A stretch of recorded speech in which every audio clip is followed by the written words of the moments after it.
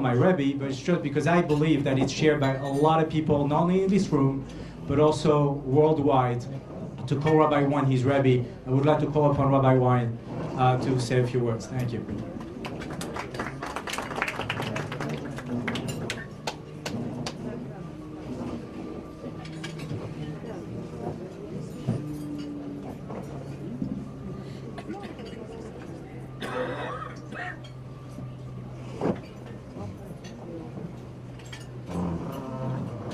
50 years ago, I was a rabbi in Miami Beach, and my shul was across the street from the largest Reform temple then on the beach.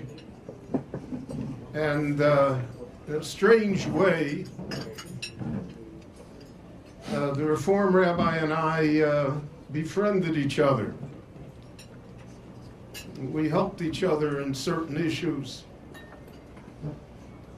And once, Erev Pesach, he called me up and he said, my son is a student at Brown University, and he's coming home for Pesach.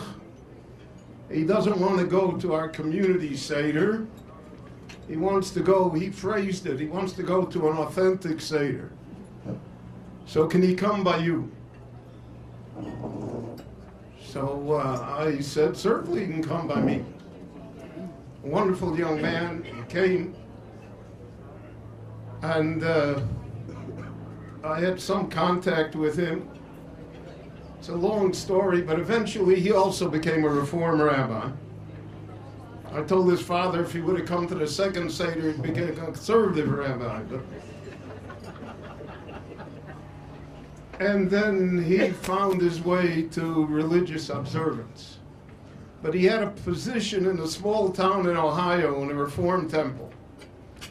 And he called me up before Sukkot, and he said to me, he said, you know, I have organized for the first time in our temple that we're going to have Lulav and Etrog. And the younger people were thrilled, but the older members said that's not our tradition. And they opposed it. And it became a big fight in the ritual committee, whether to allow it or not. Now it so happened that that year, the first day of Sukkot fell on Shabbat. And the Reform only have one day. So he said the ritual committee decided that they would submit the question to the Orthodox rabbi in town. The Orthodox rabbi what's going on here? So they said to him, you know, are you gonna? He said, we're not gonna have Lulav and Etrog because it's Shabbat. We don't have it. So they said, well, we can't be more Catholic than the Pope. Can't be more religious than the Orthodox aren't going to have it, and we're going to have it. We shouldn't have Lulav and Etrog. So he said to me, what should I do? Now, 99% of the questions that people ask me do not appear in the Shulchan Aruch or in the Tshuvot. There are greater people that they ask those questions to. So I said to him, well, before I say something, what did you say? So he said, well, I said to them, you know, the Orthodox, they don't need Lulav and Etrog because they have Shabbat. But we don't have Shabbat. Let us at least have Lulav and Etrog. And I thought to myself that that was a great insight.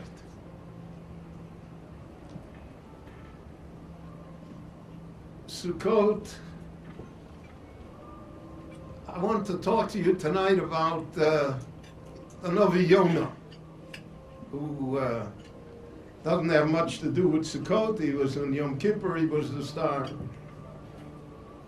But my grandson pointed out to me last night It's always good to have grandchildren who are smarter than you.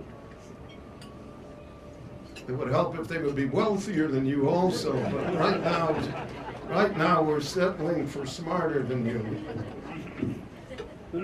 So he told me that there's a Yerushalmi that says that by the Simchas Beis HaShoeva and the Yeshoavim Ruach HaKodesh, they absorbed Ruach HaKodesh. What was the story there? There was a story of the prophet Yonah. Yonah came to the Simchat Beit HaShoeva and the Beit HaMikdash on Sukkot, and there he had his first prophetic vision. The Rabbanu Shalom Kaviyachol sends him to Nineveh. So Yonah is connected to Sukkot. So the story of Yonah, I have always felt, is the story of the Jewish people, the story of our time. Everything in Tanakh is current events. It's not what once happened. If you want to know what's happening in the Jewish world, in the world generally, look it up in Tanakh.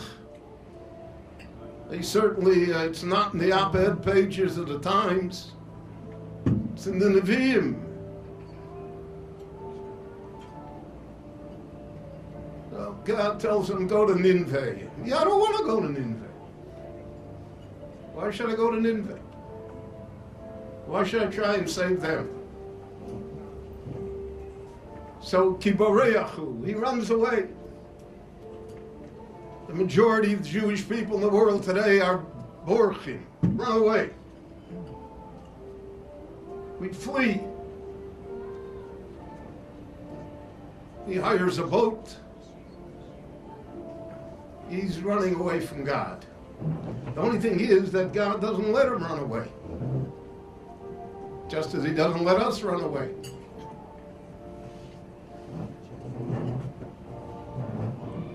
No matter how you feel about Eretz Yisrael, God is somehow interested here.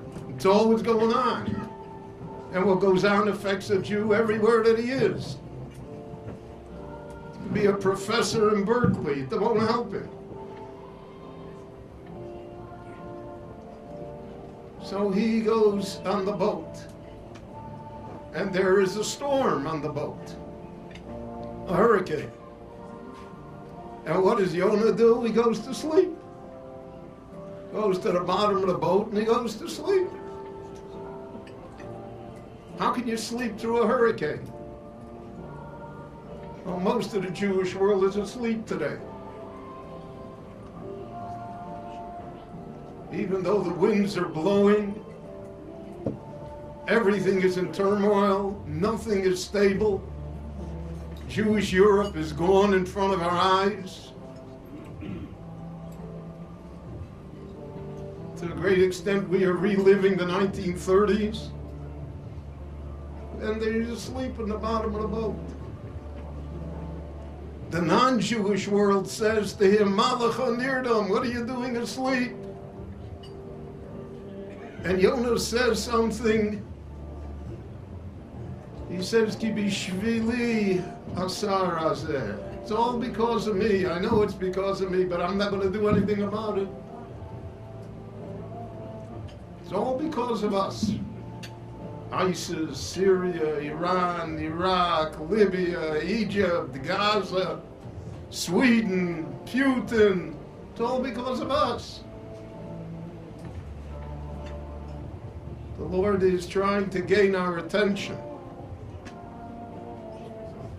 What our responsibilities are, what our mission is. And so he says to the people on the boat, throw me in the sea, which is what they want to do, and they do it. Our enemies would always say, we're going to drive you into the sea, throw you overboard. And they throw him overboard, so now he's happy, it's over. So the Lord sends a fish, and the fish swallows him. And he's in the belly of the fish for 3 days and 3 nights, and nothing shakes him. Until finally, from the belly of the fish, he finally speaks to God. So it takes a hurricane, it takes being thrown into the ocean, it takes being swallowed in a fish, it takes 3 days in the belly of the fish, but finally he speaks to God, because he has nothing else to do. And the Lord sends him again on his mission. But he's not happy again, because now, so to speak, God disappoints him. He says, Odar buim yom v'ninveh ne'epeches. Nineveh is going to be destroyed, and it isn't. How can it be that Germany is not destroyed? How can it be that Hungary is not destroyed? How can it be that Poland is not destroyed?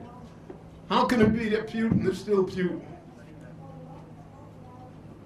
How can it be all of this? He's disappointed. But the Lord, Kaviyachal, is not disappointed. And the Lord takes him and he gives him a plant, give him a little shade in the sun. Doesn't take much to make a human being happy. Air conditioning. And then when it disappears, he says, I'll give up on life. And the Lord tells him, no, you have to care about people. City of Nineveh. We're not even, Yonah's not even, has nothing to do with the Jewish people directly. So who cares about Nineveh? But God cares.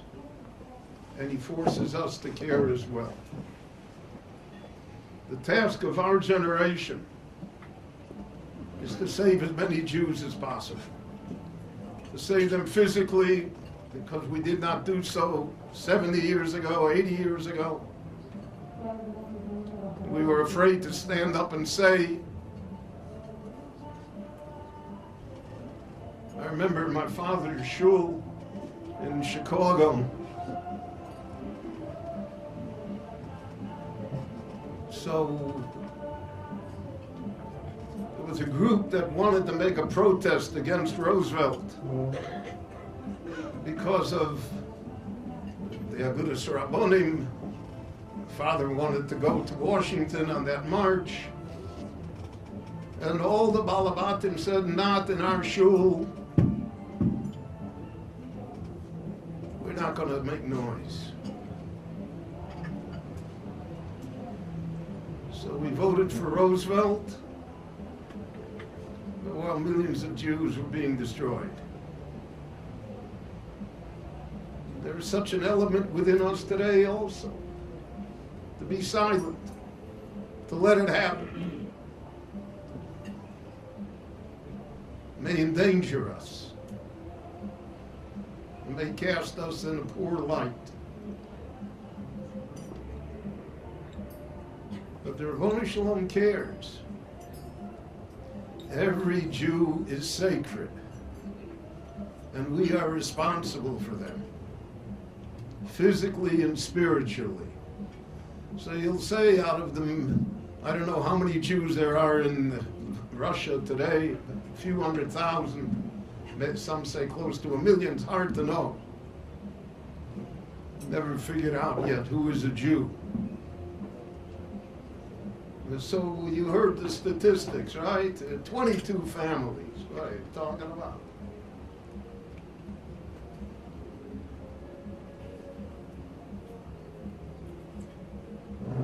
But the Ribono Shalom doesn't measure it that way. And we cannot afford to measure it that way either.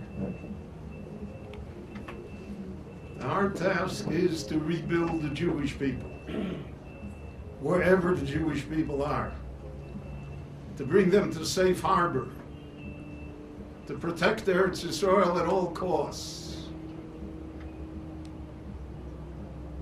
The Novi Yonah said when they asked him, where are you from? What do you do? What's your living? What college did you go to?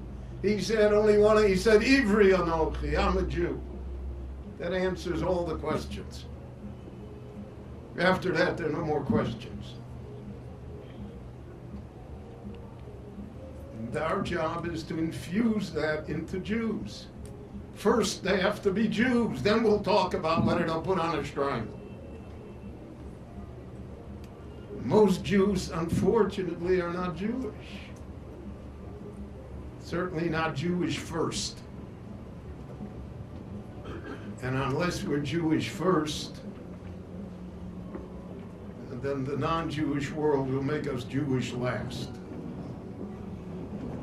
So this is not only about Moscow, and it's not only about Russia, and it's not only about the wonderful work of Operation Open Curtain and everything that has been accomplished.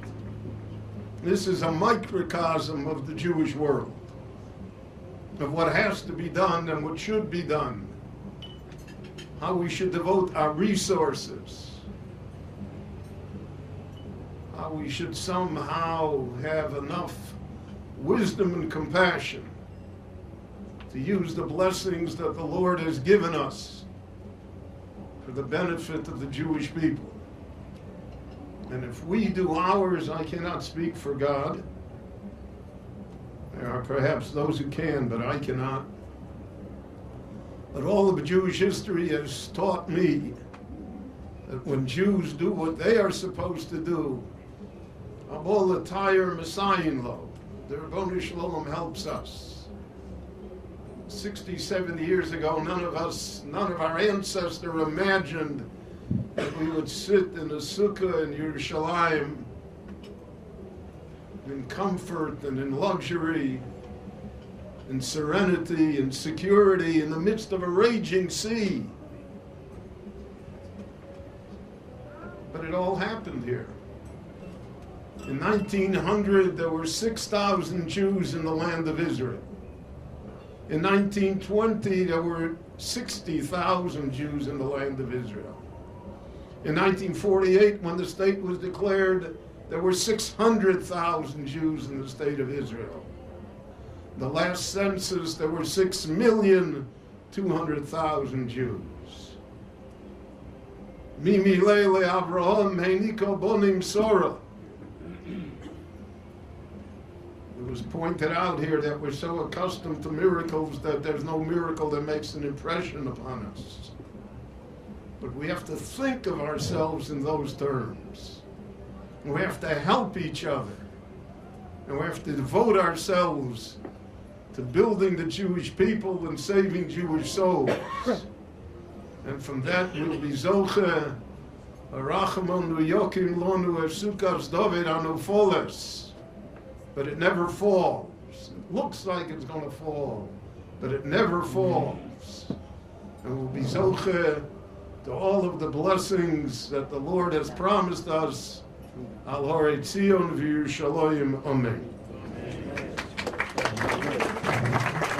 Thank you. Before we sign off, just bear with me for another minute. I would like to call upon Wein to say a few words.